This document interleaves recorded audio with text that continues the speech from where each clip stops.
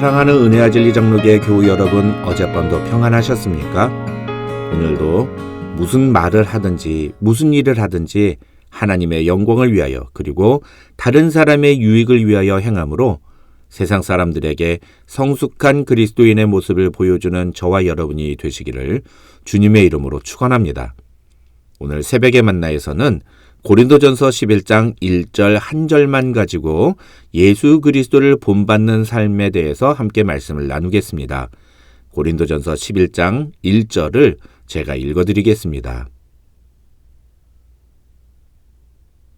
내가 그리스도를 본받는 자가 된 것 같이 너희는 나를 본받는 자가 되라.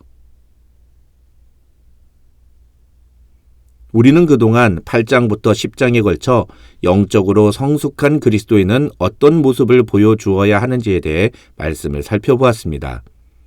오늘 본문인 11장 1절은 사실 많은 학자들이 8장부터 10장에서 바울이 제시했던 영적으로 성숙한 그리스도인의 최종 결론일 뿐만 아니라 오늘날 우리 모든 그리스도인들이 지향해야 할 신앙의 방향성을 제시하며 나아가 기독교 윤리의 핵심을 우리에게 제시한다고 설명합니다. 이 11장 1절을 그냥 읽으면 우리는 마치 바울이 자신을 본받으라고 말하는 것처럼 들립니다. 그리고 실제로도 그런 의미이기도 합니다. 그러나 결론부터 말씀을 드리면 바울은 지금 자기를 드러내는 것이 아닙니다. 1절을 헬라어 성경 그대로 직역하면 내가 그리스도를 본받은 것처럼 너희는 나의 모방자들이 되라는 뜻입니다. 이것은 두 개의 중요한 내용을 담고 있는데 첫째는 바울 자신이 그리스도를 본받았다는 선언이고 그 다음 둘째는 그러니 너희는 나를 본받으라는 권면입니다. 참고로 여기에서 너희는 이 편지의 1차 수신자인 고린도 교회 교인들을 가리키지만 앞서 말씀드린 것처럼 학자들은 이것을 통해서 오늘날 교회 공동체에 속한 모든 그리스도인들이 어떤 신앙의 목표와 방향성을 가지고 살아야 하는지를 바울이 이야기하고 있다고 설명합니다. 그런데 본문을 들어가기 전에 우리에게 의문이 드는 것이 하나 있습니다. 사실 이 1절에서 바울이 말하는 것은 자신을 본받으라는 것이 아니라 자신이 그리스도를 본받았던 그것을 본받으라는 것입니다. 그러니까 너희도 나처럼 그리스도를 본받는 자가 되라는 겁니다. 그렇다면 바울은 왜 직접적으로 그리스도를 본받으라고 말하지 않고 그리스도를 본받는 나를 본받으라고 말하고 있는 걸까요? 결론만 간단하게 말씀을 드리면 그것은 고린도 교회 교인들이 한 번도 예수님을 직접 본 적이 없기 때문이라고 학자들은 설명합니다. 당시에는 신약 성경이 없었기 때문에 오로지 예수님에 대해 접할 수 있는 것은 예수님께 직접 듣고 배운 사도들을 통해서 뿐이었다는 것입니다. 이것을 가리켜 교회론에서는 사도성이라고 말합니다. 사실 사도성이란 교회가 사도들의 가르침과 사역을 계승한다는 것을 의미하는 말입니다. 그런데 사도들의 가르침과 사역은 결국 무엇을 의미합니까? 그것이 바로 예수님이 가르치신 것과 예수님이 보여주신 사역을 의미합니다. 그래서 이 1절의 의미를 제대로 이해하는 것이 매우 중요하다고 말할 수 있습니다. 이 1절에서 바울이 예수 그리스도를 본받으라고 하지 않고 그리스도를 본받는 자신을 본받으라고 말한 것은 결국 신앙생활이란 모델링에 의해 이어진다는 것을 우리에게 이야기합니다. 이 1절에서 바울이 말하는 것을 쉽게 표현하면 자기가 한 그대로 너희도 따라하면 된다는 것입니다. 그러면 너희도 그리스도를 본받을 수 있다는 겁니다. 신앙생활을 하면서 우리가 좋은 신앙의 선배를 모델로 삼고 그의 모습을 따라가는 것은 우리의 신앙에 매우 유익하다고 할 수 있습니다. 왜냐하면 사람은 보고 배운 대로 행동하는 존재이기 때문입니다. 자신의 신앙의 모델이 누구냐는 자신의 신앙 수준과 직결됩니다. 우리가 누구를 보고 배웠느냐에 따라서 그 사람의 신앙의 모습이 결정된다는 것입니다.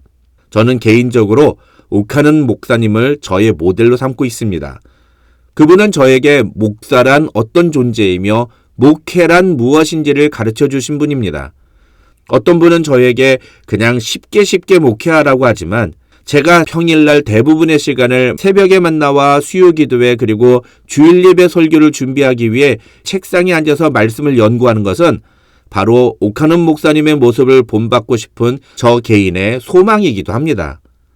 물론 옥하는 목사님의 설교 수준에 비하면 저는 아직 한참 모자르지만 그렇기 때문에 저는 매일마다 책상에 앉아 하나님의 말씀을 연구하는 일에 매진하지 않을 수가 없는 것입니다. 그런데 어떤 분들은 이런 본질적인 모습보다는 비본질적인 것을 따라하려는 경우도 있는 것 같습니다. 예를 들면 예전에 어떤 분들을 보면 설교할 때 아주 유명한 어떤 목사님의 스타일을 그대로 따라하는 경우가 있었습니다. 가장 대표적인 분이 바로 조용기 목사님입니다.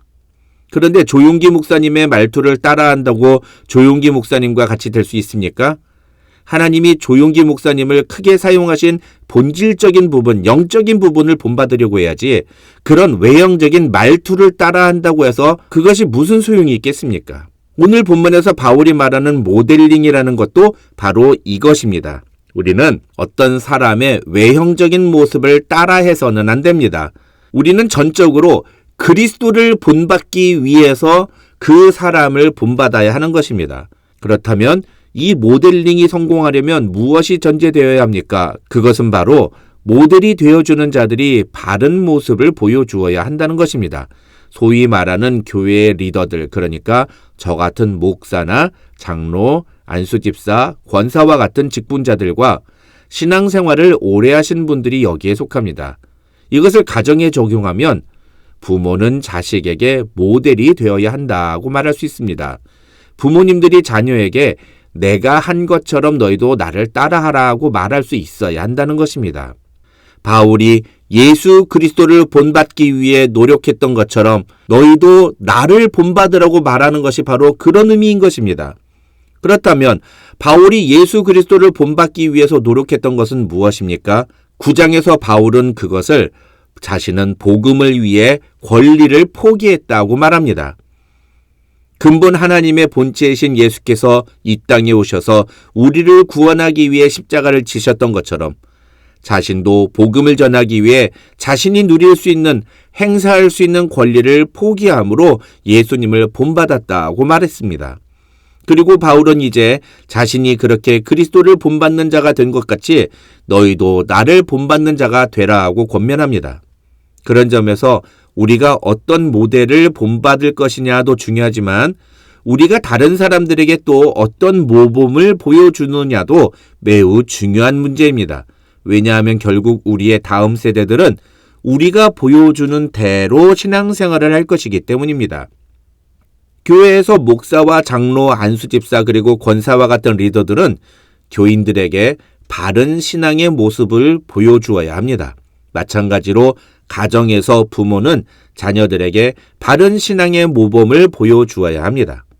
오늘 본문에서 우리가 잊지 말아야 할 또 한 가지가 있습니다. 그것은 바로 우리가 어떤 기준을 가지고 사느냐 하는 것입니다. 화요일 새벽에 만날 때 9장 24절로 27절을 다루면서 저는 모든 그리스도인은 나중에 자신의 신앙의 모습에 대한 평가가 있다는 사실을 기억하고 상 받는 자가 되기 위해 노력해야 한다고 말씀드렸습니다. 그렇다면 과연 어떻게 해야 상 받는 그리스도인이 될 수 있을까요?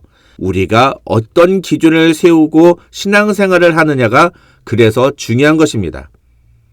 해발 8,000m가 넘는 에베레스트 산을 올라가려는 목표를 가진 사람은 한라산 정도는 가볍게 올라갈 수 있습니다. 물론 등산을 한 번도 안 해본 사람이 무조건 에베레스트 산을 올라가겠다고 목표를 세우는 것은 잘못된 태도입니다. 그런 사람은 한라산부터, 아니 남산부터 걸어 올라가는 목표를 세워야 합니다. 하지만 남산 등산이 가능해지면 그 다음에는 한라산 등산을, 또 한라산 등산이 가능해지면 그 다음에는 로키 산맥 등산을, 그래서 로키 산맥에서 제일 높은 산까지 등산할 수 있는 정도가 되면 그 다음에는 에베레스트 산도 한번 시도해 볼 수 있는 것입니다.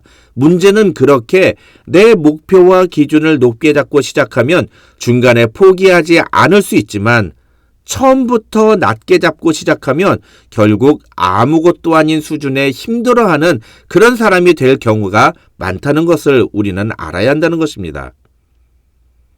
오카른 목사님은 늘 자신을 부끄러운 목사라고 말씀하셨습니다. 왜냐하면 자신과 예수님을 비교하면, 아니 예수님이 아니더라도 바울과 자신을 비교하면 이 땅에서 자신은 너무 많은 것을 누리고 있다며 그런 자신이 너무 부끄럽다는 말씀을 종종 하셨습니다. 어떻게 예수님과 자신을, 바울과 자신을 비교할 수 있을까요? 하지만 옥 목사님은 그것이 교만이 아니라 자신의 기준, 성경이 우리에게 제시하는 기준이라고 말했습니다.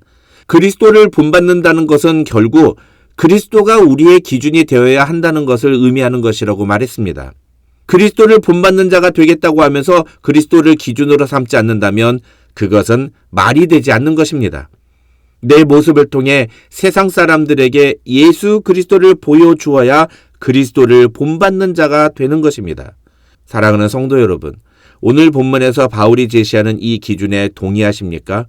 우리 모두 다 예수 그리스도를 본받는 사람이 되어야 한다는 말에 동의하십니까?